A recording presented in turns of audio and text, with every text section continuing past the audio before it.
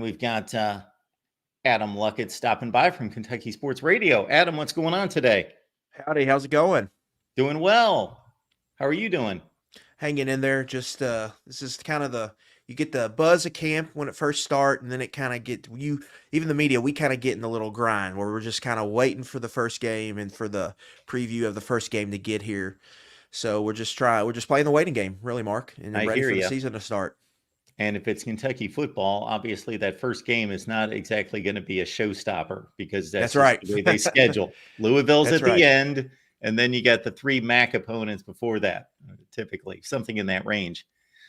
But we got to ask you what's going on in preparation for this season because I'm intrigued by this football team. Unfortunately, they lost their starting running back, Chip Tranum, here in the last couple of days to a hand injury. We don't know. It doesn't sound exactly how serious that's going to be. So let's start there with that injury. The running back room, of course, Ray Davis is off to Buffalo. So they don't necessarily have a ton of experience there.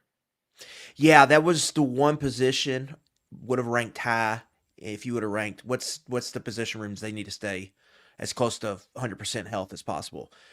Depth in that room is a little bit concerning.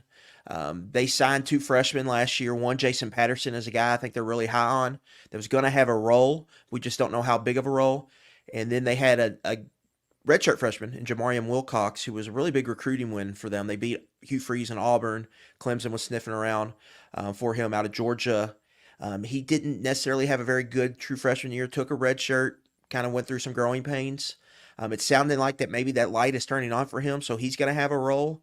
And then they have Demi Sumo-Karngbe, who was at NC State, played sparingly for them last year. So they have those are kind of their three guys that they have behind Chip Trayanum. But Trayanum was expected to be that clear RB1, and then I think those three guys were competing for kind of that RB2 spot. Who's going to be Trayanum's backup? Now they need those guys to play a big role, potentially maybe for a full month to start the season. I mean, we'll see how long Trayanum ends up being out, but it's a different Kentucky schedule than even last year in some years when that it's front loaded a little bit.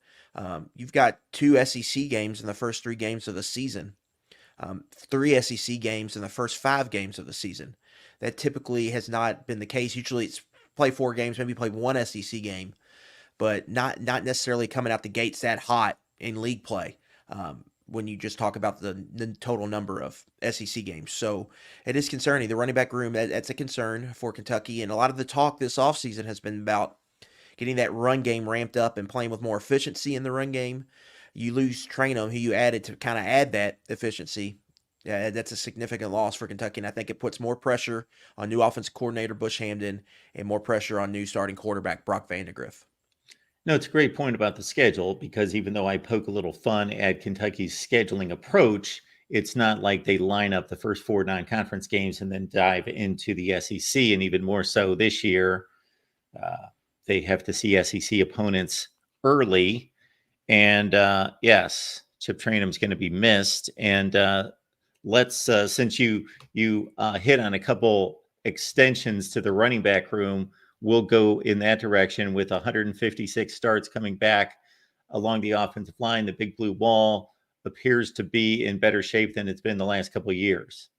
Yeah, I would agree with that assessment. Now, I think it's important to remember this is still a portaled room. The right side is going to be first year starters, and Jalen Farmer from Florida, who didn't play at Florida, is going to start for them. And then Gerald Mincy, who bounced around a couple positions at Tennessee but started over the last 2 years for the Vols. That's going to be their starting right side. And then the left side is all guys they've returned. Marcus Cox, a multi-year starter, is kind of an all-SEC guy at left tackle, and Eli Cox is a 4-year starter and Jagger at center, and Jagger Burton's going to be a 3-year starter at guard. So they have experience and they have improved depth, I think. Dylan Ray's a guy who started 10 games for them last year. Is going to be their backup. They're really their number 3 guard.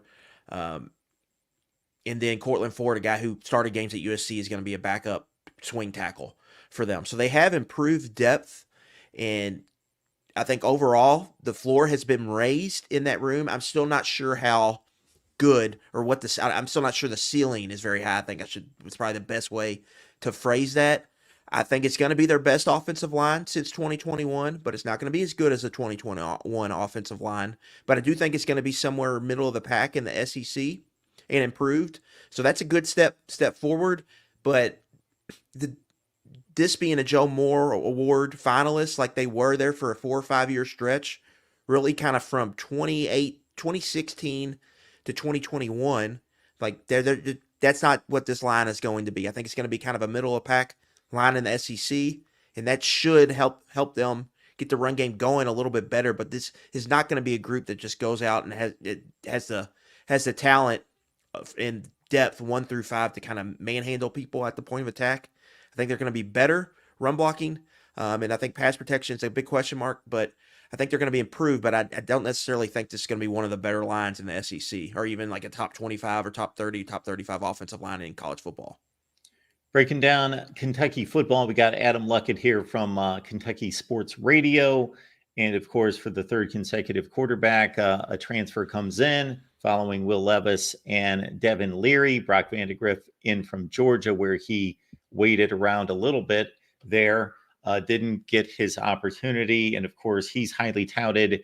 So it's Brock Vandegrift, somebody unlike the two previous quarterbacks, although Levis played little at Penn State, obviously Leary was a known commodity coming in from NC State, and with a wide receiver core that looks to be extremely strong, has been for the last couple of years, and they bring a couple of key guys back in Dane Key and Berrien Brown and add a nice transfer coming in from North Texas. There's potential to have a really strong passing attack. Yeah, I think that top three at receiver is one of the strengths of the football team. I think depth as a receiver is a little bit of TBD. We'll see. But the top three, I think they feel really good about. And it's a roll of the dice, I think, a little bit with Brock Vandegrift because he's never played. But I think they like the skill set. I think he's a good fit for Bush Hamden's offense. Is going to include some zone read, some quarterback run, some more spread elements that we didn't really see from Kentucky's offense the last 3 years. RPOs and things of that nature are going to be involved, and I think that kind of fits Vandegrift's game as kind of a good athlete for the position, a guy who can hurt you with his legs, can do stuff as kind of an off-script playmaker in the passing game. It's been really accurate throwing on the run. He showed some of that at Georgia, and we've seen some of that so far at Kentucky. And I think they've been impressed with his accuracy, short to intermediate, and I think they've been impressed with kind of his growth, really, from the time they got him in spring, and then really that's kicked up in fall camp. I think they left the scrimmage. One of the big storylines leaving the scrimmage and some of the intel we got at KSR was that Vandegrift played really well. They were really impressed with him, and I think that's a good sign. One, they've been over the last 2 years, they really drove the hype machine, I think, in the summer. With Levis, obviously, there was first-round pick buzz, and then Leary, there was buzz that, maybe that this might be the best quarterback out of the portal this year. So they really kind of drove that hype machine. They haven't really done that with Vandegrift, more kind of in wait-and-see mode, I think, with him. But I think they've been really impressed with him. And Bush Hamden told us on Tuesday that he's ready to turn him loose. Like, he's really excited what he could become for this offense this year. So right now, I think the early returns are positive on Vandegrift, and he's a guy they're going to probably have for 2 years and be their starter. And he's really important. Like, Kentucky necessarily, I don't think, needs him to be like great or outstanding or one of the top 5, 6 quarterbacks in the SEC, but they need him to be kind of that second tier, like in there, and keep the offense really on schedule and play on time and keep them ahead of the chains. That's been a big talking point with the offense because, to the point about the 3 receivers, they believe they're going to be explosive with what they have at receiver, but they need to be able to play on schedule more, and that's really what hurt them last year. Efficiency was a big thing for them. They played behind the chains a ton, and they had some home run power, some explosive play power, but they were just playing behind the chains too much, and it did not allow them to play complementary football, which is where Mark Stoops wants to live. And so they want to get back to that kind of philosophy, to that kind of core identity of their program. And I think they think Vandegrift, the added QBA run element, is going to be a big part of this offense. And then his ability, I think, short to intermediate accuracy and keeping the offense on schedule. I think they're excited about what they've seen so far. So when you mentioned the element of the quarterback run being added back into the offense, is that more a Bush Hamden quality that he likes to bring, or is that more, let's take advantage of what Brock Vandegrift can do? That's, I think, Hamden. I mean, first thing he told us when he spoke with the media, when he came, he said, QB run is essential. You have to have it. I expect my quarterbacks to get 3 or 4 first downs a game running the football, or 2 to 3 or 3 to 4 first downs a game running the football. So I think it's something he values, and we'll still have to see recruiting wise what he looks for moving forward. But I think it's something he values. And then they added a quarterback, Rutgers transfer, Gavin Wimsett, and they are also in on UCLA transfer, Colin Schlee, who ended up at Virginia Tech. And both of those guys last year, or in their roles, were run first quarterbacks at their schools. So it's sounding like Gavin Wimsett is going to kind of be the Taysom Hill of the Saints, but at Kentucky, where they're going to have like this wrinkle Wildcat package probably to use with him. And I think it would have been the same if they landed Schlee.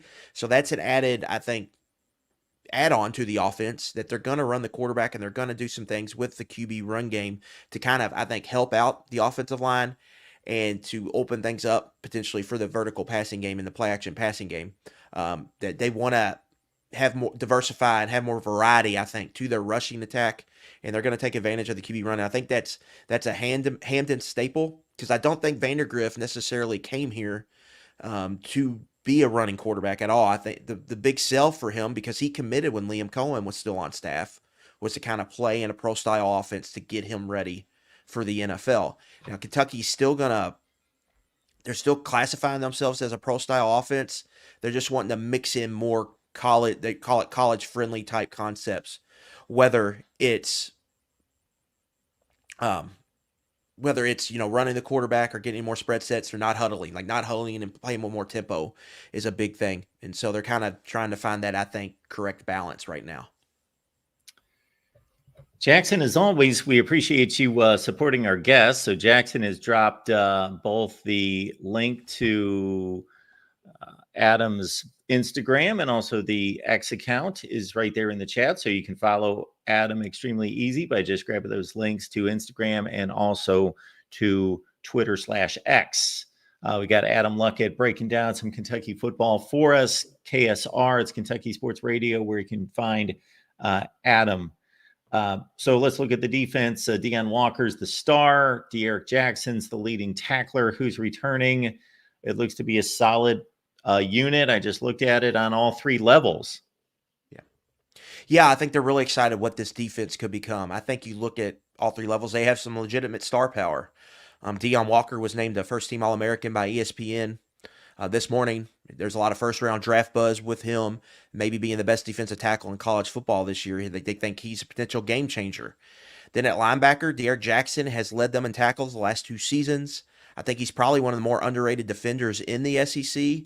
And to join him, they added Pop Dumas Johnson from Georgia, who was an All-American, first-team All-American in 2022, and kind of lost his starting job at Georgia to injury. He started the first 8 or 9 games for them. They had a younger guy they wanted to play, so they plug him in, and he's got, I think, for high-level potential. And that 2 running mate, I think that could be one of the best linebacker duos in college football. Then you go to the secondary. Maxwell Hairston was an All-SEC selection, led the league in interceptions last year. He's a guy they feel really, really confident in. So you go through each level, and you see they have some star power there. And then defensive line-wise, they feel really strongly about their front. They've got a lot of seniors in that group, a lot of veterans that they like that have played a lot of football. And then J.J. Weaver kind of playing their outside linebacker spot. Feels like he's been here since the Reagan administration.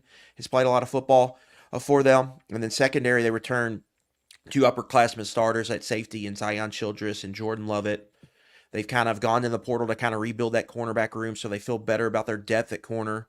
DJ Waller Jr., Michigan transfer, is probably going to end up starting for them eventually at the cornerback spot opposite Hairston. So they've got a lot of pieces on this defense, and I think it's a group they really, really feel confident in. It's going to play some high-level football for them this season. Yeah, Weaver's been around like 7 years, right? Yeah. I think this is his 6th year. He was class of 2019. So, yeah, he's been around a long time. He's really been playing really full-time role since 2020. So, he's like a 5-year starter, essentially.